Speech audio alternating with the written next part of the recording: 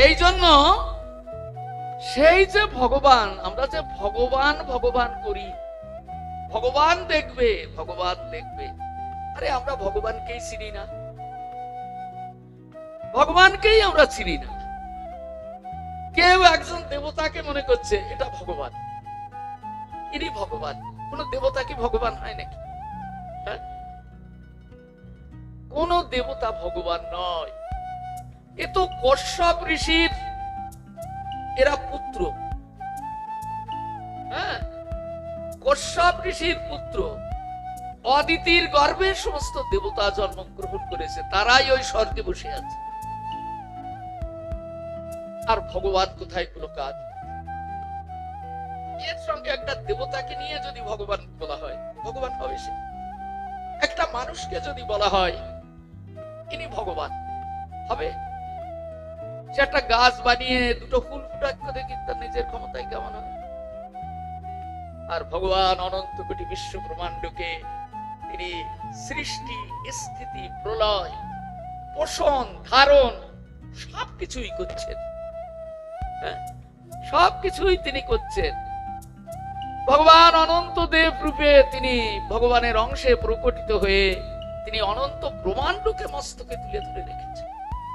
আপনি একটা ব্রহ্মাণ্ডকে মাথায় করে রাখুন তো, একটা ব্রহ্মাণ্ড তো দূরের কথা, একটা গাছকে মাথায় করে রাখতে পারবেন না, তা আপনি ভগবান সাজবেন কি করে বলুন? ভগবান বললেই কি ভগবান? তিনি অনন্ত কোটি শক্তি সম্পন্ন, অনন্ত, যিনি সমস্ত অবতার প্রকট করেছেন, যিনি দেব দেবতা ইত্যাদির প্রাণ। উনি বেরিয়ে গেলে দেবতারাও বাঁচবে না, কেননা মহাপ্রলয়ের সময় কোনো দেবতা বাঁচে না। যায় কোথায়?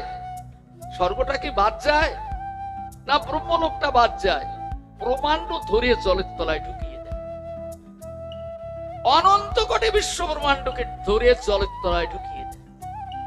হ্যাঁ, তুমি একটা কলা গাছ জলের তলায় চেপে ধরো তো দেখি কেমন ভগবান।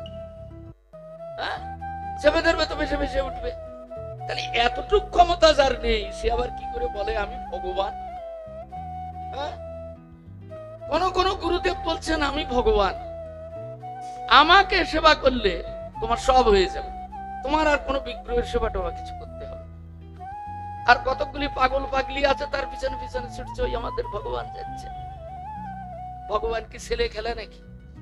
হ্যাঁ, এই জন্য ভগবানকে নিয়ে ছেলে খেলা এরকম চলছে। তো এই জন্য বৃন্দাবন দাস ঠাকুর কি লিখেছেন জানেন? মহামতি বেদব্যাস, তিনি বৃন্দাবন দাস ঠাকুর, কালকে আমরা বলেছিলাম তিনি বৃন্দাবন দাস ঠাকুর, তিনি লিখছেন আপনারে যেবাজন বলয় গোপাল, অবশ্য জানিবে সে কলির শেয়াল।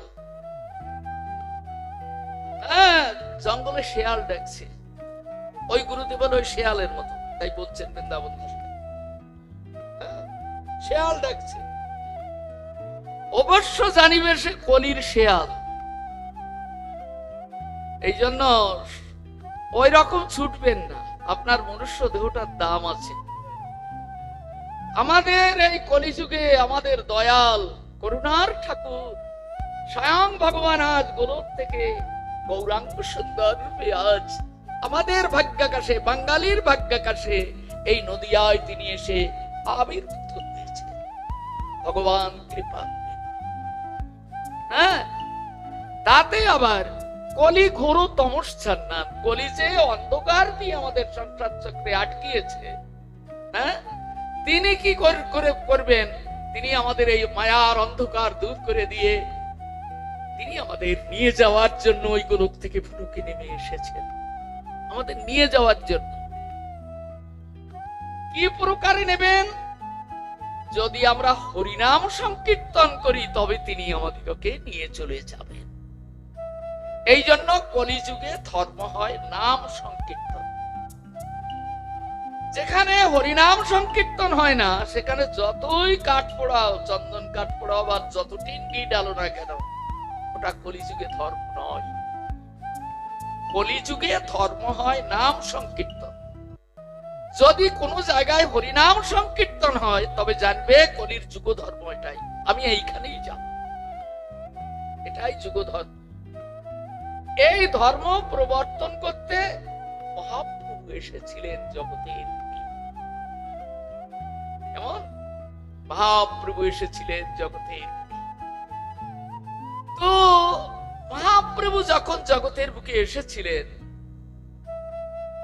তখন কিন্তু তিনি স্থাবর জঙ্গম পশু পক্ষী মানুষের গা কথা সব তিনি হরিনাম দিয়ে পার করিয়ে নিয়ে চলে গেছেন। সেদিন যদি আমি একটা শিয়াল কুকুর হয়েও জন্মগ্রহণ করতাম তাহলে মহাপ্রভুর প্রকটকালে তিনি আমাকেও নিয়ে চলে যেতেন, আর এই দুঃখময় সংসারে আসতে হতো না।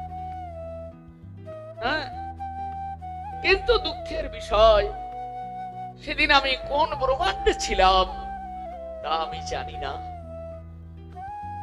সেদিন মহাপ্রভুর গায়ের বাতাস আমার গায়ে লাগেনি, মহাপ্রভুর প্রেমের হরিনাম সংকীর্তনের ধ্বনি আমার কর্ণকুহরে প্রবিষ্ট হয়নি।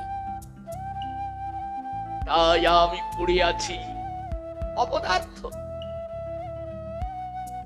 অপদার্থ হয়ে পড়ে আছি এই জগৎ সংসারে। তথাপিও যারা মহাপ্রভুর কৃপার পাত্র, মহাপ্রভুর অনুগত ভক্ত যারা, তাদের কণ্ঠধ্বনি আজও শাস্ত্রের মধ্য দিয়ে আমাদের কর্ণকুহরে প্রবিষ্ট হচ্ছে। আমরা শুনতে পাচ্ছি তাদের সেই হৃদয়ের সেই প্রেমের বাণী, মহাপ্রভুর সেই প্রেমের কথামৃত, চৈতন্য মঙ্গল, চৈতন্য চরিতামৃত, চৈতন্য ভাগবত গোস্বামী গ্রন্থের মধ্য দিয়ে। তাই মহাপ্রভুর ডাক আমাদিগকে এই কলিযুগে হরিনাম সংকীর্তন করতে হবে। এটি মহামতি বেদব্যাস আজ বৃন্দাবন দাস ঠাকুর হয়ে তিনি চৈতন্য ভাগবত ভরেই প্রচার করছেন হরিনাম। এ যুগে কোনো অন্য কোনো ধর্ম নয়। নাম ভজ, নাম চিন্ত, নাম করো সার, অনায়াসে চলে যাবে ভব সিন্ধু পার। তাহলে হরিনাম করলে যদি আমরা অনায়াসে ভব সিন্ধু পারে চলে যেতে পারি, তাহলে এই কাঠখড় পুড়িয়ে আমাদের কি লাভ? আবার দেখুন, মহামতি বেদব্যাস ভাগবত বর্ণনা করে এইবার শোনাচ্ছেন। তিনি বেদ পুরাণ লিখেছেন, তার হাতের লিখা বেদ পুরাণ উপনিষদ স্মৃতি। তিনি আবার নিজ কলমে যখন ভাগবত লিখে তিনি আনন্দ লাভ করলেন, তখন ওই ভাগবতের মধ্যে তিনি লিখছেন, ন তপহি, তপস্যায় কোনো ফল নেই, বেকার বেকার তপস্যা করে কোনো লাভ নেই। কালকে কত তপস্যার কথা বলেছিলাম না? আগুনের কাছে গরমকালে তপস্যা করছে, শীতকালে জলের মধ্যে ডুবিয়ে তপস্যা করছে, গাছের ডালে পা বেঁধে নিচে মাথা রেখে তপস্যা করছে। হ্যাঁ, কত রকমের তপস্যা আছে, কত রকম, নানান রকম ফর্মুলায় নানান স্থানের লোকে তপস্যায় নিমজ্জিত আছে। কিন্তু তিনি বলছেন ন তপবি, এ যুগে তপস্যা করে কোনো লাভ হবে না, কোনো লাভ হবে না। না বেদৈশ্য, ওই কুণ্ড বানিয়ে ওর মধ্যে চন্দন কাঠ, ঘি, চারু, পুরোডস, অগুরু, কৌস্তুরী নিক্ষেপ করে চারিদিক থেকে বেদ মন্ত্র উচ্চারণ হচ্ছে, কি সুন্দর শোনাচ্ছে, কত বড় ধর্ম হচ্ছে। সেখানে তিনি বলছেন, ওটাও তিনি এক সময় লিখেছিলেন, হ্যাঁ, কিন্তু এখন তিনি লিখছেন না তপভি ন বেদৈশ্চ, বেদের কর্ম করে কোনো ফল লাভ হবে না। না তপভি ন বেদৈশ্চ জ্ঞানে নাপি কর্ম না। আমি অনেক লেখাপড়া শিখেছি, ভগবান আমাকে নেবে, তা নেবে না। তুমি যতই জাগতিক লেখাপড়া শেখো না কেন, ওতে ভগবান নেবে না। এমন কোন কর্ম নেই সেই কর্ম করলে ভগবান তোমাকে নেবে। জ্ঞানে নাপি কর্ম না, হরির হি সাধ্যতে ভক্তা। ভগবানকে যদি তোমার পাওয়ার লালসা জাগে, তুমি আর দিনকাল অপেক্ষা না করে ভগবানের ভক্ত হয়ে যাও, ভগবানের ভক্ত। হরির হি সাধ্যতে ভক্তা, তুমি সাধ্য মতো চেষ্টা করো ভগবানের ভক্ত হওয়ার জন্য। প্রমাণং তত্র গোপিকা, দেখো বৃন্দাবনের গোপীগণ ভগবানকে ভজনা করে তারা ভগবানের একবারে ভগবানকে তারা একবারে তাদের হৃদয় ধারণ করে রেখেছে। হ্যাঁ, গোপীগণ ভগবানের নিত্য সাথী, হ্যাঁ, নিত্যকাল তারা ভগবানের সঙ্গী হয়ে গেছে। এই গোপী হলো তার প্রমাণ। এই জন্য এই কলিযুগে আমাদের ভজনটা হবে গোপী আনুগামী। গোপীগণ যেমন ভগবান ছাড়া আর কিছু চিন্তা করতেন না, তেমনি আমাদের হৃদয় মন্দিরে ভগবান ছাড়া আর কোন চিন্তা যেন আমাদের মধ্যে না আসে। এই চিন্তাগুলিও দূরে ছেটে ফেলে দিতে হবে। যদি আমি দূরে না ফেলি তাহলে বিদ্যা ভক্তি হবে, বিদ্যা ভক্তিতে কিন্তু পার হওয়া যাবে। এই জন্য অনন্য ভক্তি আমাকে লাভ করতে, অন্য কোনো ভক্তি আমার মধ্যে থাকবে না। তাহলে আমি ভগবান ভগবান করছি। এই যুগে কিন্তু ভগবান নারায়ণ নয়। হ্যাঁ, দেখুন অনেকে ভালো ভালো ঘর বাঁধেন, বেঁধে এক ব্রাহ্মণ ঠাকুরকে ডেকে আনেন, আর ঘরের মধ্যে ব্রাহ্মণ ঠাকুর নারায়ণ পুজো করে দিয়ে যায়, আপনার মঙ্গল হবে। ব্রাহ্মণটার মঙ্গল হয়েছে? হ্যাঁ, ওকে দীক্ষা গ্রহণ করেছে, ওর হাতের জল শুদ্ধ। আর নারায়ণ কি এই যুগের ভগবান যে তার পুজো করে তোমার ঘরে মঙ্গল করে দিয়ে গেল? এই জন্য ওতে মঙ্গল হবে না, ওতে কোনো মঙ্গল হবে না, বেকার পয়সা খরচা করে।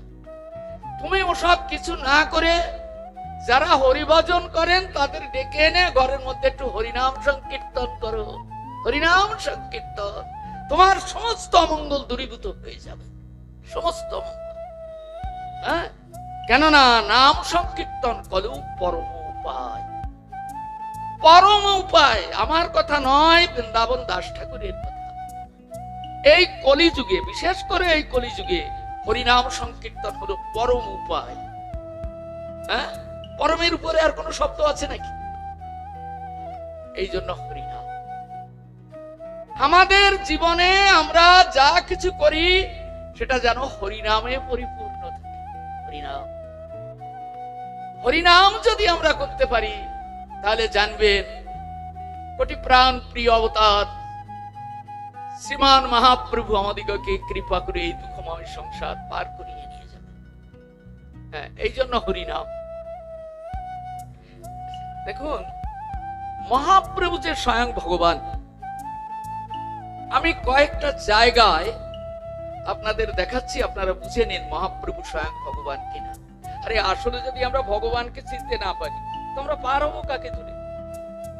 একজনকে ধরলাম, সে তো তাকে পূজা করলাম, সে তো যুগাবতার নয়। কালকে শ্রীজীব গোস্বামী পাদের কথা বলেছিলাম না, আগে যুগাবতারকে চিনতে হবে, যুগাবতার জানতে হবে। কে এই দুঃখময় সংসার পার করতে এই কলিযুগে আমার দুয়ারে এসেছে, কে আমাকে পার করিয়ে নিয়ে যাবে? এই জন্য যুগাবতার জানতে হবে। হ্যাঁ, দেখুন এই মহাপ্রভু তিনি যুগাবতার কিনা যখন তিনি সন্ন্যাস নেননি, শুধু নবদ্বীপে আছেন। তিনি একজন পণ্ডিত, নবদ্বীপে মহাপ্রভু একজন পণ্ডিত। ছোটবেলার কথা বাদ দিলাম, অনেক লীলা আছে, বেশি কথা তো কতক্ষণ কথা বলা যায়। এখন দিগ্বিজয়ী পণ্ডিত কেশব কাশ্মীরির কথা আপনারা হয়তো শুনে থাকবেন। দিগ্বিজয়ী পণ্ডিত কেশব কাশ্মীরি, সে তো ভারতবর্ষের এমন কোন শাস্ত্র নেই যে তার ঠুটাস্থ নয়। কেননা সে মা সরস্বতীর আরাধনা করে মা সরস্বতীর বর লাভ করেছিল। সেই মা সরস্বতীর পরে মা সরস্বতী সবসময় তার জিহ্বায় থাকে। যে পণ্ডিতের কাছে গিয়ে তর্ক বিতর্ক করে সে পণ্ডিত হেরে যায়, তাকে বিজয় পতাকা উড্ডীন করে দেয়, বিজয় পতাকা নিয়ে এসে চলে আসে, আমি জিতেছি অমুক পণ্ডিতের কাছে। কত ন্যায়ের পণ্ডিত, কত পতাঞ্জলির পণ্ডিত, কত অলংকারের পণ্ডিত, মানে কত পণ্ডিত যে তিনি জয় করেছেন তার কোনো অন্ত নেই। তখন তিনি বললেন আমি এখন ভারতবর্ষের মধ্যে সেরা পণ্ডিত। তখন কেউ একজন তাকে বললেন না, যতক্ষণ আপনি নবদ্বীপে না যাবেন ততক্ষণ, নবদ্বীপে গিয়ে যতক্ষণ নিমাই পণ্ডিতকে পরাজিত না করতে পারবেন ততক্ষণ আপনি শ্রেষ্ঠ পণ্ডিত রূপে খ্যাতি লাভ করতে পারবেন না। দিগ্বিজয়ী পণ্ডিত এলো নবদ্বীপে, নবদ্বীপে চলে এলো। একবারে কিভাবে এলো, চতুর্দোলায়, মানে চারজনে কাঁধে করে নিয়ে আসছে, কত অশ্বারোহী তার সমস্ত লোকজন অশ্বে ঘোড়ার পিঠে চড়ে আসছে, উড্ডীন পতাকা তুলে দিগ্বিজয় পণ্ডিতের জয়ধ্বনি করতে করতে নবদ্বীপে জানেন চৈতন্য ভাগবতে আমরা দেখতে পাই তখন 1,00,000 কোটি পণ্ডিতের বাস ছিল। এই 1,00,000 কোটি পণ্ডিতের বাস আমরা ভাষা দিয়ে বুঝাতে পারি। এই নবদ্বীপে এতটুকু জায়গা, এখানে 1,00,000 কোটি পণ্ডিতের বাস কি করে বোঝানো যাবে? কিন্তু জানবেন ভগবান যখন জগতে আসেন তখন লীলা কমল প্রস্ফুটিত, কেউ বুঝতে পারেন না যে আমি কোথায় আছি, এটার পরিধি কতটা হলো তখন কেউ বুঝতে পারে। হ্যাঁ, যেমন দেখুন আপনারা যারা ভাগবত শোনেন বা ভাগবত সপ্তাহ শোনেন, দেখেছেন কৃষ্ণ যখন ওই দ্বারকাপুরী নির্মাণ করে চলে গেলেন, তখন দ্বারকাপুরীতে যখন কৃষ্ণ চলে গেলেন তখন জানবেন এই মথুরায় আক্রমণ করেছিল তখন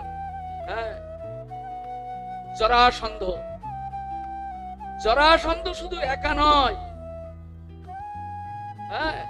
যবন সৈন্য নিয়ে যবনরাজ এসে আক্রমণ করেছিল জরাসন্ধের সঙ্গে। যবনরাজ জরাসন্ধের সঙ্গে সম্মিলিত ভাবে আক্রমণ করেছিল মথুরা। তখন ভগবান চিন্তা করলেন মথুরাবাসীরা আজকে কম্পিত হচ্ছে ভয়ে, আমার সেই জরাসন্ধের ভয়ে কম্পিত হচ্ছে। তো আবার যবনরাজ আক্রমণ করেছে বহু সৈন্য নিয়ে, মথুরাবাসীরা আর বাঁচতে পারে। তখন ভগবান কি করলেন, সমুদ্রের তলদেশে দ্বারকাপুরী নির্মাণ করলেন, সমুদ্রের তলদেশে। আর যারা কৃষ্ণ ভক্ত ছিল মথুরায়, তারা তো তখন কম্পিত হচ্ছে, এইবার আর আমরা বাঁচতে পারি। কেননা কৃষ্ণের অপরাধ কি? কৃষ্ণ কংসকে মেরে ফেলে দিয়েছে।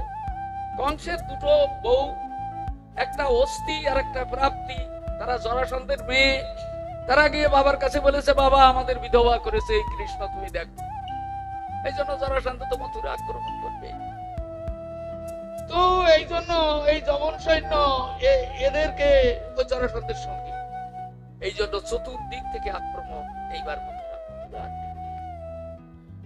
তখন ভগবান কি করলেন, দ্বারকাপুরী নির্মাণ করে যারা নিরন্তর কৃষ্ণ চিন্তায় মানে কম্পিত, প্রাণটা টুকটুক করছে, বাঁচবো না এইবার। ভগবান কি করলেন, দ্বারকাপুরী নির্মাণ করে তিনি কি করলেন, যারা কৃষ্ণের পথপানে চেয়ে আছে, কৃষ্ণ কি আর আসবে মথুরায়? এতদিন জরাসন্ধকে প্রতিহত করেছে, মানে 17 বার জরাসন্ধকে প্রতিহত। এই জন্য তাদের আর চিন্তা ছিল না যে আমাদের কৃষ্ণ বাঁচাতে পারবে। কিন্তু এবার তো কৃষ্ণ নেই, সে তো যুদ্ধক্ষেত্র থেকে পালিয়ে চলে গেছে, এইবার আমাদের আর বাঁচাতে পারবে না। কৃষ্ণ যুদ্ধক্ষেত্র থেকে পালিয়ে কোথায় গেছিলেন? প্রবর্ষণ পর্বতে গিয়ে উঠেছিলেন। জরাসন্ধ সেইখানে যখন কৃষ্ণ পালালো তখন মনে করলো আমার ভয় পালাচ্ছে, আমার ভয় বোধহয় পালাচ্ছে। কিন্তু জরাসন্ধ জানে না যে তোমাকে 17 বার পরাজিত করেছে, এবারও তোমাকে পরাজিত করতে পারে, কিন্তু অসুখ যতক্ষণ না মরবে ততক্ষণ তার কামড়ি যায় না। এই জন্যই পেছনে পেছনে ছুটে গিয়ে দেখে ওই প্রবর্ষণ পর্বতের ভেতরে ঢুকে গেছে। প্রবর্ষণ পর্বত কাকে বলা হয়? যে পর্বতটি সব থেকে উঁচু, একবারে মেঘের সঙ্গে প্রায় মেলামেশা এমন, ওই পর্বতে সব সময় শুধু বর্ষা হয়, এই জন্য নাম হয়েছে প্রবর্ষণ পর্বত। তবে প্রবর্ষণ পর্বতে নিরন্তর বৃষ্টি লেগে আছে, আর ভগবান গিয়ে উঠেছে ওই প্রবর্ষণ পর্বতের মধ্যে। দেখতে পাচ্ছে ওই প্রবর্ষণ পর্বতের মধ্যে ঢুকেছে কৃষ্ণ বলরাম। জরাসন্ধ কি করেছে, আমার ভয় যখন পালাচ্ছে আমি এইবার আর ছাড়বো না। ও তখন জরাসন্ধ তার সৈন্য সামন্ত সব লাগিয়ে দিলেন, যাও জঙ্গল থেকে কাঠ কেটে নিয়ে আসো, আমি এইখানে দাঁড়িয়ে আছি, এই পর্বতের চারিদিকে কাঠ দিয়ে ঘিরে আগুন লাগিয়ে দেব, যে ওখানে পুড়িয়ে দিবে। ভালো বুদ্ধি হয়েছে না? এইবার আর কৃষ্ণ পালাতে পারে। যখন আগুন লাগিয়ে দিল, সত্যই আগুন লাগিয়ে দিয়েছিল, চতুর্দিক থেকে প্রচন্ড আগুন ধাউ ধাউ করে জ্বলছে। তখন কৃষ্ণ আর বলরাম ওই পাহাড়ের উপর থেকে দিলেন এক লাফ। লাফ দিয়ে এক লাফে দ্বারকায় চলে গেলেন। কয়েকশো মাইল অতিক্রম করে চলে গেলেন একটা লাফ। তাহলে বুঝুন ভগবান কিরকম জিনিস, একটু বুঝে দেখুন না ভগবান কিরকম জিনিস। আমি যদি গুরুদেবের সামান্য একটা ছোট্ট গুরুদেবের যদি বলি আমি মানবে কেন বলুন? মানা উচিত না, কিন্তু ভগবান একজন, যিনি কৃষ্ণ তিনি হলেন ভগবান। হ্যাঁ, যিনি বলরাম তিনি হলেন ভগবানের দোসর। হ্যাঁ, এই ছাড়া কে ভগবান? তাহলে গুরুদেব কি ভগবান নয়? বললেন না, গুরুদেবের ভগবানের পথ প্রদর্শক। এই পথে চলো, তবেই তুমি গোবিন্দ। ভগবানের উপদেষ্টা তিনি। ভজন করে যে শক্তি লাভ করেছেন, তার উপর ভগবানের কৃপা শক্তি দ্বারা তিনি আরো লোককে এই পথগামী করে দিতে এসেছেন। তো এই পাহাড়ের উপর থেকে লাফ দিয়ে তিনি চলে গেলেন কয়েকশো মাইল অতিক্রম করে একবার দ্বারকা। সেইখানে গিয়ে তিনি দ্বারকাপুরী নির্মাণ করলেন সমুদ্রের তলদেশে। হ্যাঁ, সমুদ্রের তলদেশে, মানে 12 যোজন দীর্ঘ দ্বারকাপুরী। যোজন বুঝবেন? 2 মাইলে 1 ক্রোশ হয়, 4 ক্রোশে 1 যোজন হয়। 12 যোজন মানে কত? 8 12 96 মাইল। ওই জলের তলায় 96 মাইল দ্বারকাপুরী নির্মাণ করেছিলেন। আর যারা সত্যই জরাসন্ধ যখন আক্রমণ করতে মথুরায় ঢুকলো, ঠিক সেই রাত্রিতে মথুরায় যে যেখানে শুয়েছিলেন, যে বিছানাটায়, যে খাটের উপর, সেই বিছানা শুদ্ধ, সেই খাট শুদ্ধ, সকালবেলায় উঠে দেখে তারা দ্বারকাপুরীতে এসে কি বুঝলেন বলুন তো? ভাগবত পড়ে কি বুঝলেন?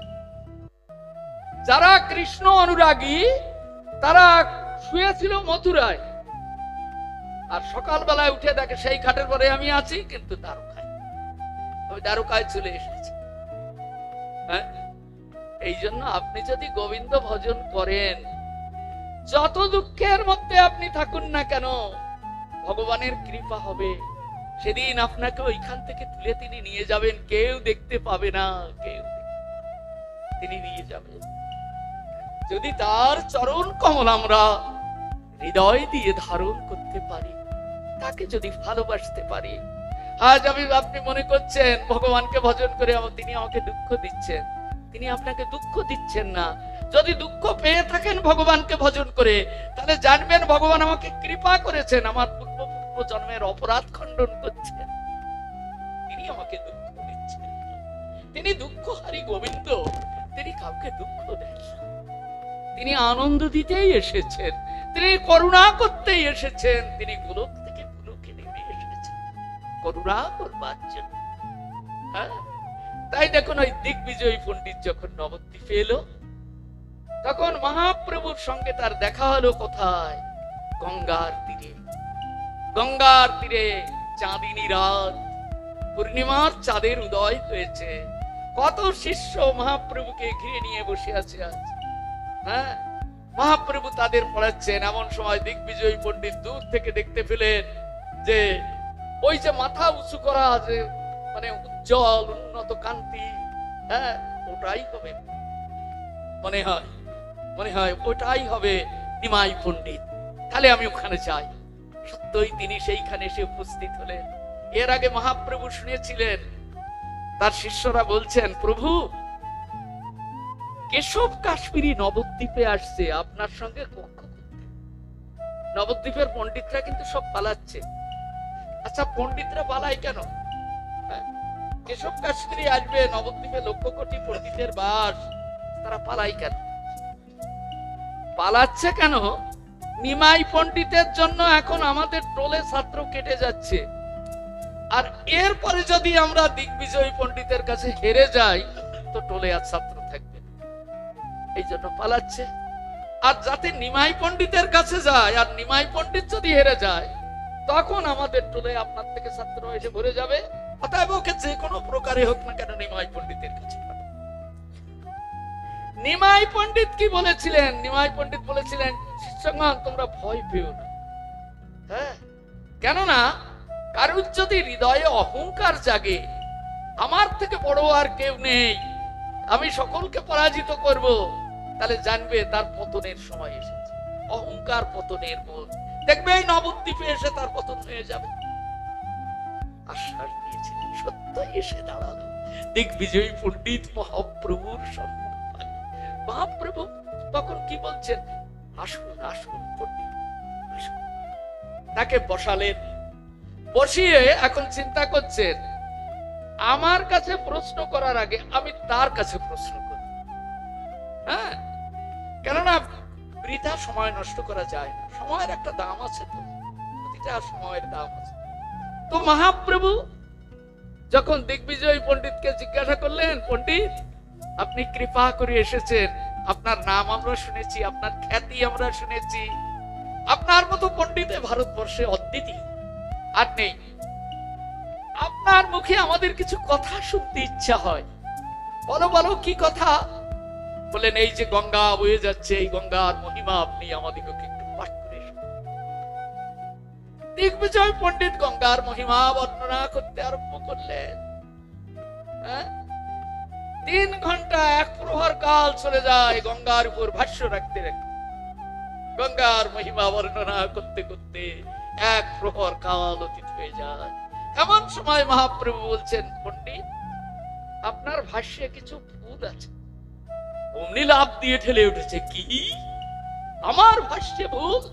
হ্যাঁ, আমি ন্যায়, পতঞ্জল, দর্শন, কত শাস্ত্রের পণ্ডিত, তারা আমার কাছে টুকরো টুকরো হয়ে গেছে, আর তুমি কোথায় এক সামান্য ব্যাকরণের পণ্ডিত?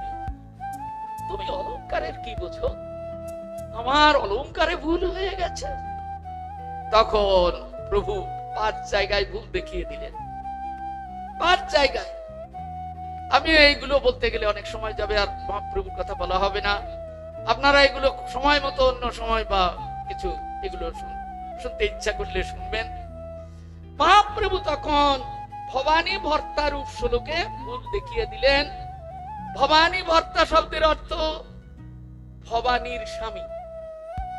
হ্যাঁ, আর ভব মানে শিব, ভবানী মানে শিব আর পার্বতী। হ্যাঁ, এইবার যদি বলি ভবানীর স্বামী, তাহলে শিব আর পার্বতী বাদ দিয়ে আরেকটা নতুন স্বামী। পার্বতী দেবী কি দ্বিচারিণী নাকি? তার আরেকটা স্বামী ছিল। তখন বলছে, তাই তো আমি কি কথা বললাম? হ্যাঁ, সত্যই তো আমি ভুল বলেছি। তখন একটু মুখ চুল করছে, একটু চিন্তা করছে, 5 জায়গায় ভুল, এরকম 5 জায়গায়। এখন দিগ্বিজয় পণ্ডিত আর মাথা উঁচু করে কথা বলতে পারছেন। তখন মহাপ্রভু বলছেন, পণ্ডিত শিষ্যরা এদিকে হেসে উঠেছে, সাবধান, শব্দ করবে, কেননা মানি ব্যক্তির সম্মান নষ্ট করা উচিত না। যারা সম্মানী ব্যক্তি তাদের সম্মানটা নষ্ট করা উচিত লোকের সামনে। তা বললেন, পণ্ডিত আপনি বহু পথ অতিক্রান্ত করে এসেছেন, আপনি এখন শ্রান্ত ক্লান্ত, আপনি আজকে চলে যান, আপনি আজকে চলে যান, কালকে আপনি সুস্থ হয়ে এই গঙ্গার তীরে আসবেন, আমরা ব্রহ্মানন্দে আপনার মুখে এই গঙ্গার মহিমার সাধন করব। মুনিদের ভুল হতে পারে, এইভাবে বুঝিয়ে টুঝিয়ে পাঠিয়ে দিলেন। কিন্তু দিগ্বিজয়ী পণ্ডিতের রাত্রিতে আর ঘুম হলো না। সারা ভারতবর্ষ পণ্ডিতের স্থান জয় করে আজ এইখানে এসেছে, আর এইখানে এসে মাথা লেগে গেল আঘাত। এটা বড় আঘাত, হ্যাঁ, বাড়ির থেকেও বেশি আঘাত। এখন রাত্রিতে মাকে ডাকছে, মা কত নদী সাগর পার করে এই গোস্বাদে আমাকে ডুবিয়ে মারলি মা। মানে একটা ছোট্ট পণ্ডিতের কাছে, সামান্য ব্যাকরণের পণ্ডিত, তার কাছে এনে আমাকে ডুবিয়ে মারলি মা। তখন দিগ্বিজয় পণ্ডিত শেষ রাত্রিতে একটু ঘুম এসেছে। তখন মা এসেছে স্বপ্নের মধ্যে, মা এসে বলছে, কেশব কাশ্মীরি, তুই আমাকে ডাকছিস? জানিস যার কাছে তুই পরাজিত হয়েছিস তিনি কে? জানিস? তিনি আমার প্রভু, তিনি আমার প্রাণনাথ। তিনি আমাকে যেটুকু জ্ঞান দিয়েছেন সেইটুকু আমি পেয়েছি। হ্যাঁ, আমি কি তোর সঙ্গে যুক্ত হয়ে আমার প্রভুর সঙ্গে আমি তর্ক করতে যাব তোর জিহ্বায় বসে? হ্যাঁ, তুই আর তর্ক করিস না। তোকে আমি ভালোবাসি বলে এই নবদ্বীপে তোকে টেনে এনেছি। আর যার চরণে এসেছিস তার চরণে যদি তুই শরণ নিতে পারিস তবে তোর পাণ্ডিত্যের সার্থকতা। এই জন্য আমরা যত পণ্ডিত, যত বুদ্ধি রাখি না কেন, আর যত পথেই চলি না কেন, কোন ভগবান আপনাকে রক্ষা করবে না। যদি আপনি কৃপা করে সদ্গুরু চরণ কমল আশ্রয় করে এই মহাপ্রভুর চরণ কমলে শরণাগতি লাভ করতে পারবেন, তবে জানবেন সেই দিন আপনার জীবন